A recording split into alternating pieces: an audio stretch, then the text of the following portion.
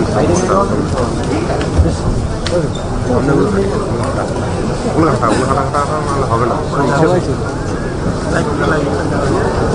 is the 15th of December, almost the year end, a Friday morning, almost a weekend.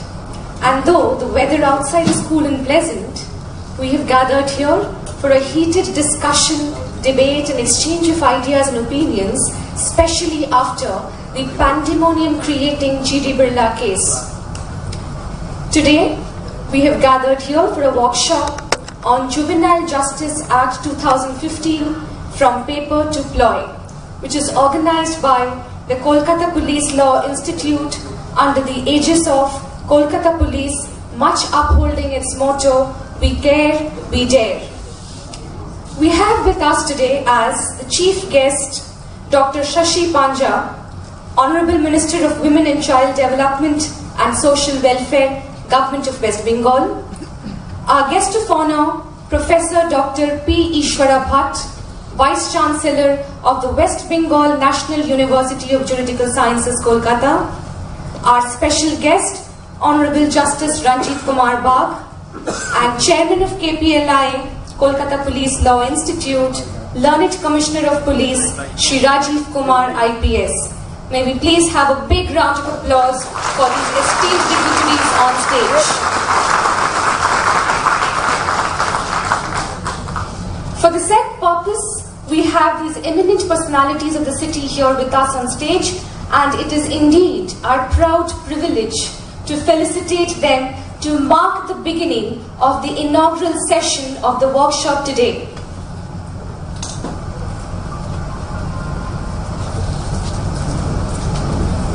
Ladies and gentlemen, a big round of applause for the dignitaries on stage, please.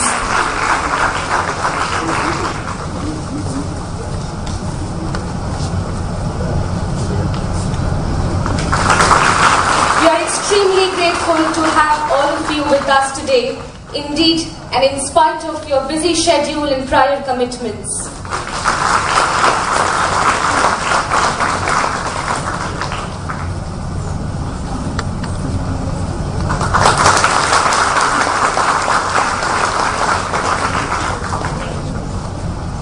Lighting of the lamp is an Indian custom held in high esteem because it implies the solemnness and integrity of any occasion.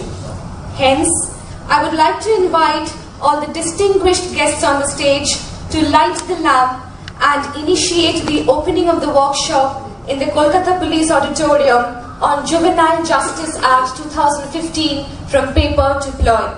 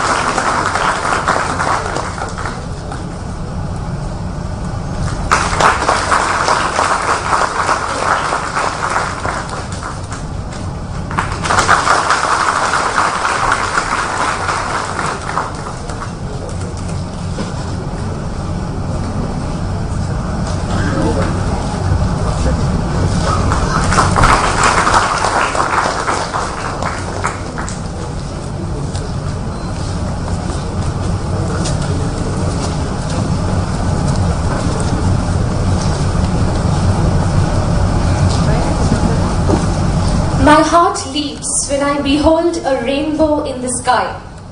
Child is the father of humanity, quote unquote, William Wordsworth. Hence, ladies and gentlemen, we give consent to the fact that children should be taken care of and protected legally in an era of globalization when everything and everyone gets treated as a commodity exchanged in the marketplace of social milieu. Within this social context, the Juvenile Justice, Care and Protection of Children Act 2015 receives the assent of the President on the 31st December 2015. So soon we will be completing 2 years of it.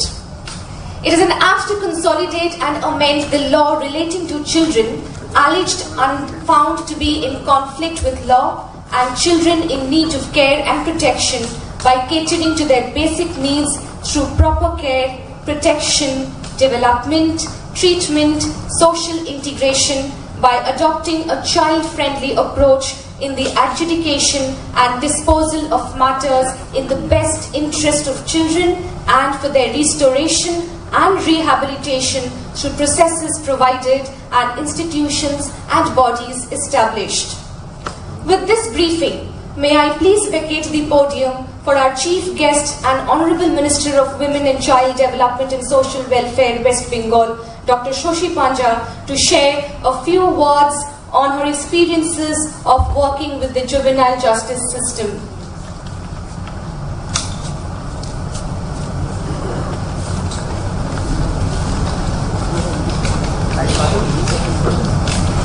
A big round of applause for Dr. Shoshi Panja.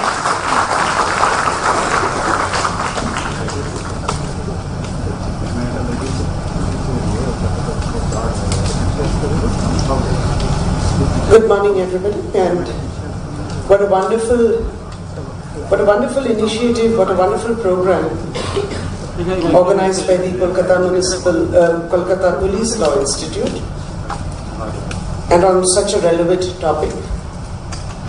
This would never lose its relevance when we discuss about juvenile justice, care and protection of children, when we discuss the Act. Especially today is 15th December, and when I think of 16th December, tomorrow is the date a few years back when we had the Nirbhaya incident. So of course we offer our, I would say, our regards to that fighter, Nirbhaya. But following that, we have seen that there has been a lot of changes in how we address the crime, etc. And very well organized from paper to ploy. I would thank Sri Rajiv Kumarji, Learned Commissioner of Police and the Chairman of the Kolkata Police Law Institute. It's always an honor to share the dais with Honorable Justice Ranjit Kumar Bagh and also Professor Dr. P. Ishwara Bhatt, the Vice Chancellor of the West Bengal National University of Judicial Sciences. And in fact, we do have collaborative programs between our department and NUJS on various such issues. Thank you to the teacher in charge of the Kolkata Police Law Institute, Dr. Ayan Kanti Chakravarti, and his entire team. I know they have been really working very hard, and they have also been requesting us for various hand-holding books or journals or various papers that we prepare from our department as for dissemination of the knowledge as far as this act is concerned. And also I take this opportunity that I'm really happy also to see many officers in charge today in the audience, and also many students who are here attending, and many members of the NGO, and also other very familiar faces to me. I took this opportunity, I was asking the Learned Commissioner of Police exactly, I don't know how long I'm supposed to speak, but your teacher in charge gave me an impression that yes, you would have to address a little bit longer, but then I will try to make it short. Actually, I did prepare some presentations which I would hand it over to Dr. Chakravarti today, because this may be utilized also for their discussions during the classes. There is also a handbook on child protection committees which the department is working, child protection committees working right up to village level, and a handbook on how it functions, because it means child protection, it means child security, it means how to handle trafficking in the districts or even in Kolkata. So that is a handout which we have already given. I just have brought out today I brought with and I will send it across. It's a handbook to, which is on the West Bengal State Plan of Action for preventing and combating human trafficking in women and children. I will also be later on sending this, which as usual I took this opportunity because if we have the officers in charge of various police thanas and also respective DCs, this is also a very important thing which we need to address from your level, and that is the Domestic Violence Act and its proper implementation. So this is actually basically what we have brought is things that we expect from the police and how they would perform vis-a-vis this act, that is DVA. And this handbook has also a portion which defines the role of the police. So this was something which I really wanted to demonstrate. Now, regarding the Juvenile Justice Act, which came out in 2015, followed by the central rules, and then we are happy to say that very recently it was laid in the West Bengal Assembly, and that was the Juvenile Justice rules from the state. The state has to lay the rules, and only then we can actually implement the act. So that was dated 15 September 2017. There is a Gazette notification. So we are ready to act upon the rules which have been laid out and defined. I think you have a set of this copy too. Maybe we'll send this across because the rules are very important. Basically, I think since you have been talking about it or reading about it, we know the basic features or the basic difference between the previous act and the new act. But what really, the demand is such that it says that the percentage of juvenile crimes as a proportion of the total crime has increased from 1% to 1.2% from say 2003 to 2030. And especially the age group, 16 to 18, which we are all very worried about, following that Nirbhaya incident. That's the 16 or the 18-year-olds accused of crime as a percentage of all juvenile or child accused of crime has increased from 54% to 66%. So most of this increase, this enhancement, it was 54% before. The 16 to 18-year-old involved in crimes, that has increased to 66%. And that's why it makes it very much important that we discuss this. Because the key features of this JJ Act also has addressed this group, and also when it says about children in conflict with law and the offences committed by a child below 18 has been categorized in 3 separate ways, that there are heinous offences or serious offences or petty offences. And of the petty or the serious offences, as it says, that those are, say, petty offences is something just below 3 years of imprisonment, or serious is say between 3 to 7. But the ones which are the heinous ones are those with minimum punishment of 7 or above. Now this is, as I said, pursuant to the incident which happened on December 16. Because the restrictions of the old act was that child, irrespective of his crime, would have spent maximum 3 years in an institutional care, the special homes that we have, and would not be tried as an adult or even sent to jail for that matter. So when we talk about the new act, we talk about this category also, and how important it is that in the heinous crime that we were talking about, that it is now up to the JJ board, of course, this is for our knowledge too, that the JJ board would actually assess if the crime committed as a child, was it committed as a child, of course committed by the child, but was it committed as a child or as an adult? So that is where they take comments, or they would take the expertise of the psychologists or the social experts, and then the trial of the juvenile would take place on basis of this assessment, whether it would be a routine as you would assess a child, or you would take it as a case, adult case. And under section 18 subclause 3, that after preliminary assessment the board may order the transfer of the child as an adult, and then the board may transfer even the case to the children's court. So that, as you know the definition of children's court, which I really don't want to. So this was one very important thing which happened. which happened in this act and which we have incorporated in the rules accordingly. When we talk about the police, something which we really look up, there are certain terms which we introduce, of place of safety. Now our department has notified certain homes as place of safety. What you do at the dead of night when you get a child. So there are places of safety which we have notified. We will share from the department later on. Certain terms like fit facilities or SA, which you have to be aware of. Children's home, of course, the CCIs, the open shelters, which we have again in our department, the observation homes and the special homes. Certain such terms which you have to be familiar when, and you would be discussing in your workshop also.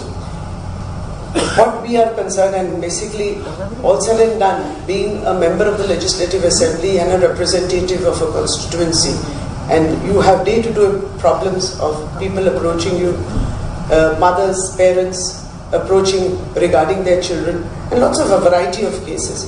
So it is very important that we have a child welfare police officer, a CWPO, and a special juvenile police unit, section 107. So in every police station, at least one officer, not below the rank of the... This is a kind of an exercise, a workshop is a kind of an exercise where we learn, of course, but also we again revise that there has to be one officer not below the rank of an assistant SI who may be designated as the child welfare police officer to exclusively deal with children either who is a victim or a perpetrator. Now that is what we are facing. Either the child has committed a crime or is a witness to a crime. So a CWPO becomes, PO is very important. And to coordinate all such functions of the police related to children, of course, the state government constitutes the SJPU in every district, and that would also include railway police who will deal with children. That point is again very important. Again, where the law, the act again comes into the apprehension of a child who is alleged to be in conflict with the law. This is also very important. Of the section 10 of the new act, which is a replica of the section 10 of the repealed one of 2000 act, which provides that as soon as a child in conflict with law is apprehended by the police, this child will be placed under the charge of the special SJPU, that is the SJPU, or the designated child welfare police officer, who shall produce the child before the board within 24 hours. Now this is also very important because it now also says that if you may not get the entire board, even if you have one member of the board, that production is also allowed. So that is very important, that the timelines are very important. You see, that's where we get delayed. We may designate somebody as the child welfare police officer. One thana does have it, the other thana doesn't have it. So we live on borrowed personnel. We know that. But again, sometimes it goes beyond 24 hours. So that is also a timeline that we have to observe. But again, it says it excludes the time necessary for the journey, and in no case, it's very important and you know it, I'm just repeating it, that the child will never be placed in a police lockup or in a jail. And thereby we are talking about the child-friendly, that comes in also, that become child-friendly police stations come into the discussion. And I guess that the child police, the police where we have these child-friendly structures or this child-friendly environment, there are about 26 indicators which has been notified even by the Department of Home, Government of West Bengal. So these 26 parameters are looked into when we actually establish a child-friendly police station. Now, another point that is one is that about a child when he is brought, what is the duty of the police on the immediate apprehension of the child? If the child is in conflict with the law, CCL in short, the police has to produce the child before JJP. Okay, a child in conflict with law may be produced before the individual member of the board, as I was mentioning, if the board is not sitting, and presence of two members is needed, of course, when you make the order under section 180, section 18, subclause 3. In case of difference of opinion, the opinion of the majority will prevail. This is, though it relates to the board, but the duty of the police is, that is the way I just wish to highlight the points and when I made this presentation. And if the child is in need of care and protection, the child will of course produce before CWC. It is happening, but I guess we need to, as I said, we need to check on the timelines about production before CWC, and we also, since CWC is also related to our department, we have our sensitization workshops even with CWC to also, impose upon them, to a certain extent it is imposition, that timelines have to be maintained. I'm not getting into the details of who is the child who is in need of need of care and protection, but then again, this is the entire domain that we look into, even the OCs of the thanas and various divisions, that the homeless, the abandoned, the street child, the forced labor, the beggar, the abused, tortured, neglected, exploited, mentally or physically challenged, mentally or physically ill, incapacitated parents are there, or no parent of a child, missing or a runaway child, whose parents are not traceable, abused, as I said again, vulnerable because of drug abuse or trafficking, abused for certain other gains, or victim of natural or man-made calamity. When we had Ayla, or when we had the earthquake in Nepal, we had such children who were even trafficked at that particular point of time, and we have been dealing with those children.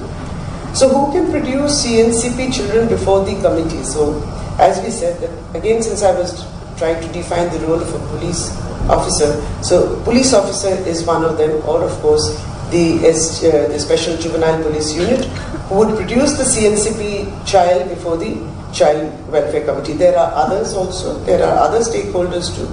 I'm not going into it because we have CWO, we have the PO, we have the Child Line Services, etc. When we,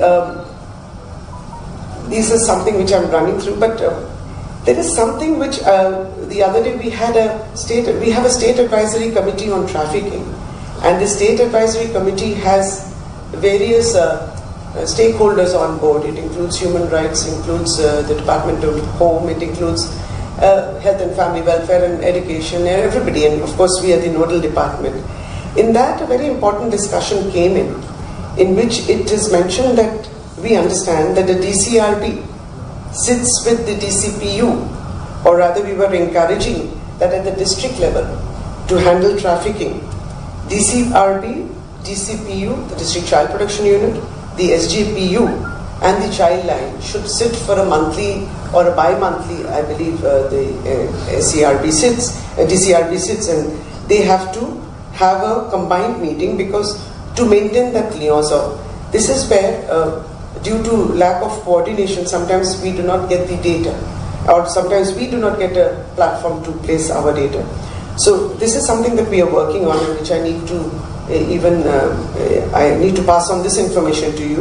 Even at the subdivisional level, when there is a subdivisional police officers meeting, we are encouraging the Child Line, the DCPU should be also incorporated in those meetings, so that there is a very good review and a very good coordination between them. We have decided on a very important monthly meeting between Child Line, UNICEF, the HRC Human Rights, our department, SCPCR, and the State Advisory Committee, so that we again can review with the Home Department, with the police, about the status of anything. Now, some very good work has been done, especially when it comes to, when we talk about JJ Act, there are varieties of children that we discuss. So there's been very good work on by Operation Muskan, Operation Smile on missing children. So that has resulted in a very good, we have got a very positive result out of this. Besides that, of course, arresting traffickers and rescuing children and women, there was a data which was placed to us about the number of traffickers which were arrested. Now there is an issue here about arrest of the traffickers. What is the, actually finally, how many such traffickers are really a display of who the protection officer is of that district? We have a display of 1098 by now. Child Line is very prominently displayed in all thanas. So that is there. But again, say names and numbers of child welfare committee, the chairperson and the numbers of the members vis-a-vis district, we have a child welfare committee in place. Then there is of course a women's helpline 1091, which is used by you. The use of this 1091, that is also important. The use of 100, and there is diversion as per the problem. If there is a problem of, say, domestic violence, if there is a problem of a missing child, if there is any whatever of a child in distress, how one is dealing with it, that also has to be dissipated. And of course the child welfare police officer, the name. If such kind of displays are there either in the respective thanas or even in the district level, in railway stations, then I think it leads to a lot of dissemination, and that knowledge actually goes, because most of them are sometimes not even aware of safe protection officers. Most of them are also not aware of who CWC, what CWC. So this kind of knowledge dissemination will again be important. Dissemination, sensitivity through police academy, judicial academy is something which we are always trying through judicial academy to sensitize our judiciary to handle cases very quickly. But all said and done, the JJ Act or the rules also defines the very fact that how you apprehend the child and how, in what kind of a situation you apprehend, and how friendly you are towards the child. So it is a very kind of an attitude that we have to show when we are handling the child who has come in conflict with law.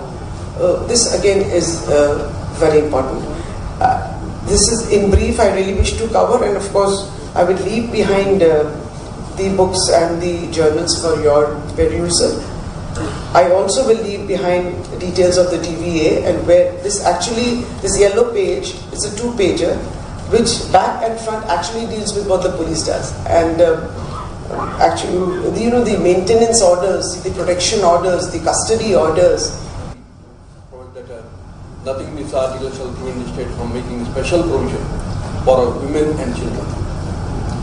At that time, the human rights and norms relating to children had not been developed to the extent that was required. But the constitution makers found it fit that there is a need to provide for such affirmative action in favor of children. There are stray provisions scattered in the various legislations, Indian Penal Code and various other provisions. And in course of time, there were new legislations enacted.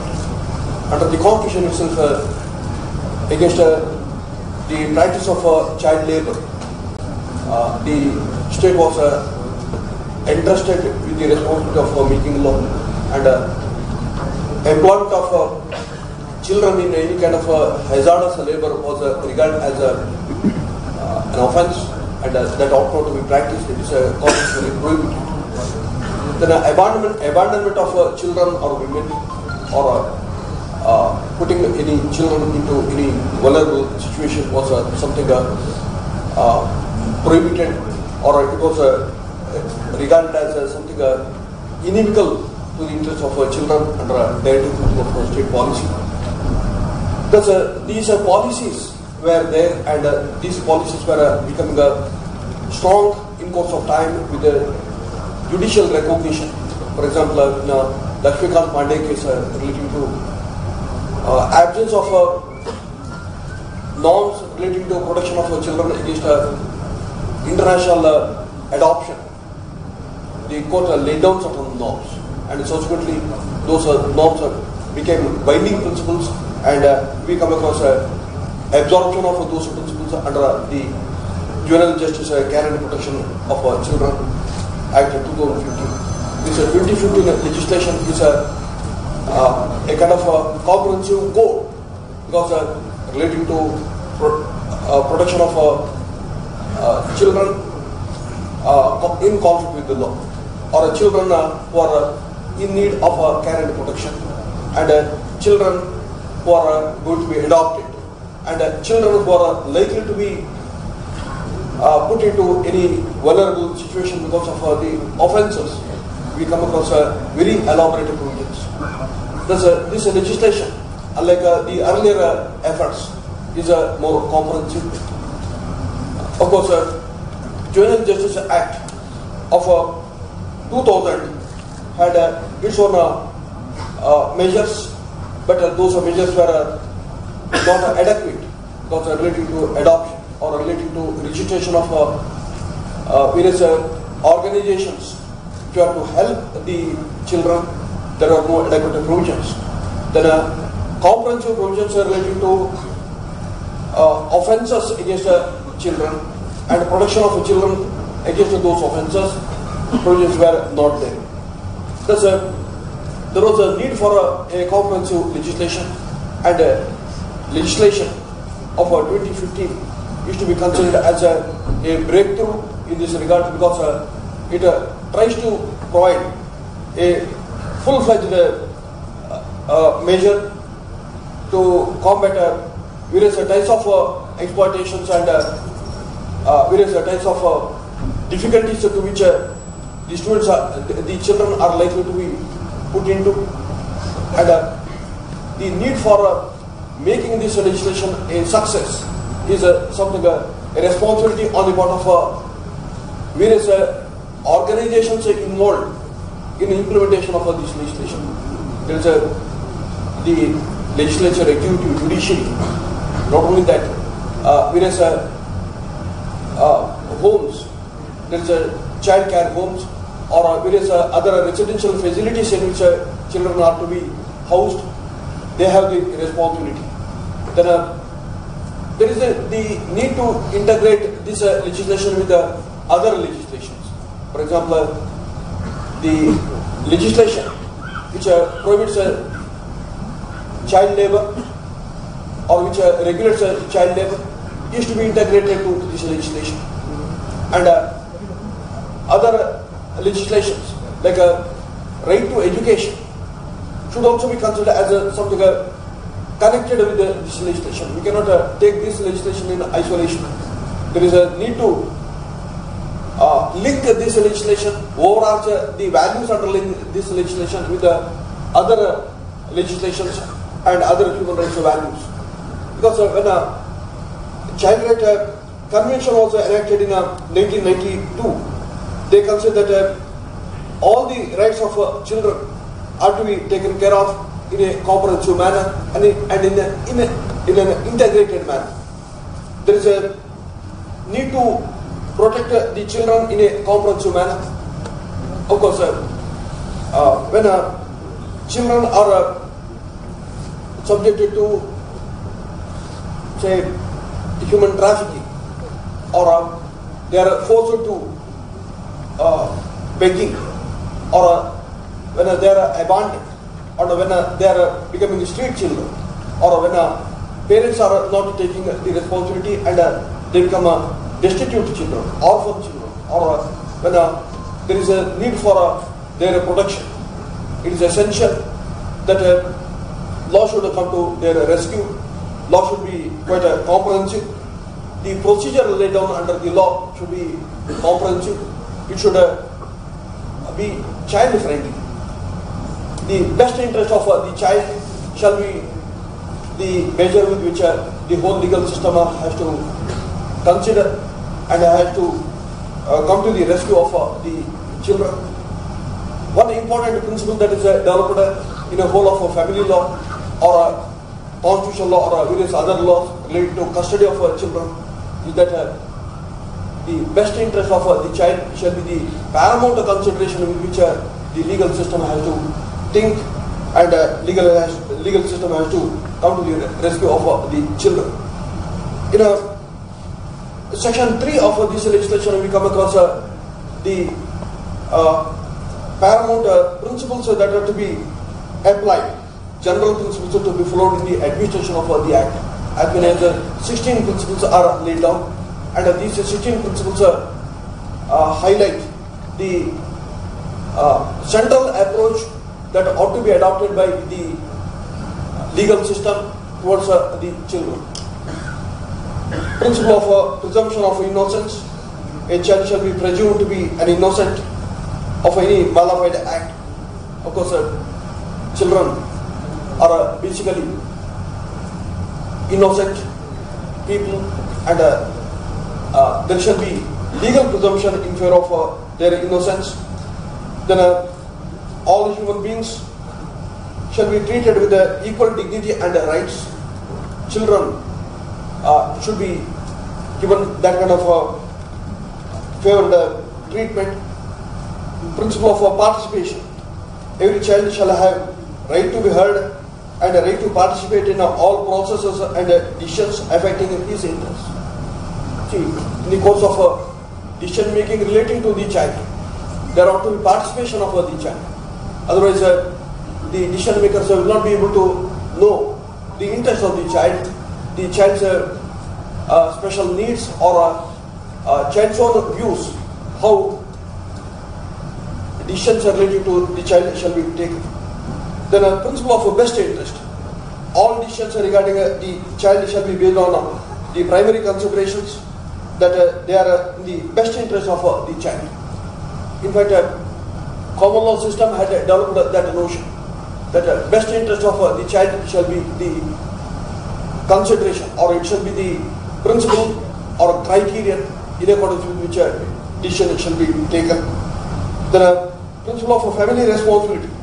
Primary responsibility of care, nurture and protection of the child shall be that of the biological family, or adoptive or foster parents, as the case may be.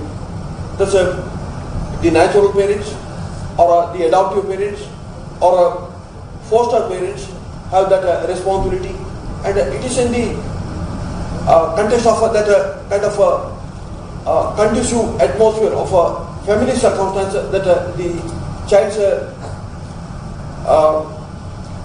personality should grow. See, just like a seed grows into a mighty tree, a child has the potentiality of growing to the fullest dimension. The blossoming of the personality will be possible when the nurturing atmosphere is available. That's it is the responsibility of all persons who are related to the child, either in the form of giving that residential facility, or providing that kind of care, or persons who are administering any policy decision under the legislation, or even other persons who are rescuing the children to take appropriate decision in this regard. Principle of safety. All measures shall be taken to ensure that the child is safe and is not subjected to any harm, abuse or maltreatment. When we come across one long chapter relating to the definition of offences against children, actually there is a elaboration, amplification of this principle that right to be safety is one of the basic right of the child. Then principle of positive measures. All resources are to be mobilized, including those of a family and a community, for promoting the well-being, facilitating development of the identity, and providing an inclusive and enabling environment to reduce vulnerabilities of children and the need for intervention under this act. Also, the child is kidnapped or compelled to beg, or subjected to any kind of physical violence, like a deprivation of the sensory organs, so that it becomes disabled and it becomes a more productive resource for begging, etc. Actually, the safety of the child is at threat. There is a need for positive measures.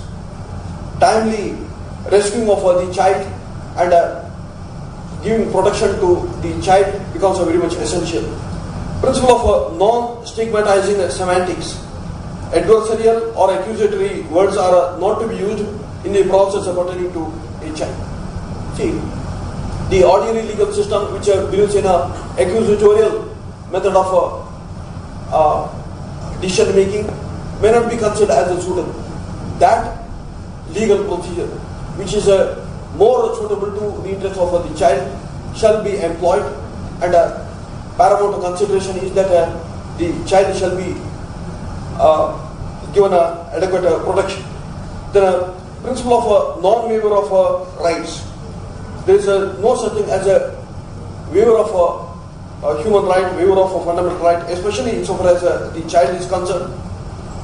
There's the Juvenile Justice Board or the Child Welfare Committee shall take cognizance of all those things. See, there are so many bodies. There's child care homes or various other institutions providing residential facilities, and these bodies are under a responsibility to protect the interests of children. That's why the legislation makes it mandatory on the part of all these bodies to undergo the process of registration. Once there is a registration, then it is possible to apply the legal measures, and there will be accountability on the part of these bodies. Now, earlier to this legislation, there was no such a requirement of registration of these child care homes, etc. Thus, if there were abuses, there was no method of tracing the occurrence of such wrongs, and after the new legislation, there is a added responsibility on the part of these bodies. They have to act with a sense of accountability. The principle of equality and non-discrimination. There shall be no discrimination against a child on grounds including sex, caste, ethnicity, place of birth, disability, and equality of access, opportunity, and treatment. Then a principle of right of privacy and confidentiality. Every child shall have right to protection of his privacy and confidentiality by all means and throughout the judicial process. See, right to dignity, right to privacy, right to personal liberty. These are all important values, and there is a lot of emphasis given to the aspects of privacy. Privacy is regarded as one of the most important fundamental right. Then the principle of institutionalization as a measure of last resort. A child shall be placed in an institutional care as a step of last resort after making a reasonable inquiry. Principle of repatriation and restoration. Every child in the juvenile justice system shall have the right to be reunited with his family at the earliest and to be restored in the same socio-economic and cultural status that he was in before coming under the purview of this act, unless such a restoration and a repatriation is not in the best interest. Thus, children shall be absorbed into the society, and there shall not be any such a situation where the child will be feeling that he or she is feeling a sense of abandonment. On the other hand, mixing that child with the whole society becomes very much essential. Then a principle of a fresh start. Now suppose the child has committed some wrongful act. Then the approach shall be to restore the potentiality of the child to get back to the earlier situation, and all past records of any child under the juvenile justice system shall be erased except in special circumstances. Fresh start shall be given. Then a principle of diversion. Measures for dealing with the children in conflict with the law without resorting to judicial proceedings shall be promoted unless it is in the best interest of the child. Then the principles of natural justice shall be followed. Of course, these principles laid down under section 3 spread over to various provisions of this legislation, and they get support from the human rights values enshrined under Convention of Rights of Children, or the fundamental rights guaranteed under the Constitution. And we come across so many judicial decisions which have given elaborate treatment to these principles, or they have expanded the rights of children related to right to education or right in the context of adoption.